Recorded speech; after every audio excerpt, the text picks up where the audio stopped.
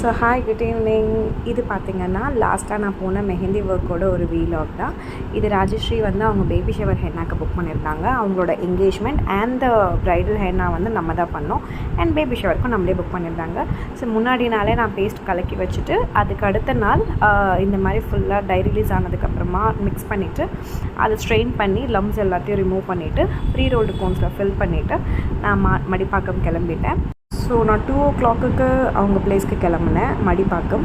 And அவங்க இன்ட்ரிகேட்டாக கொஞ்சம் கஸ்டமைசேஷன்ஸோடு கேட்டிருந்தாங்க. லைக் பேபி ஃபீட்ஸ், கிரேடலில் இருக்க baby and mom dad baby இருக்க மாதிரியான ஃபிகர்ஸ் மாதிரி கேட்டிருந்தாங்க.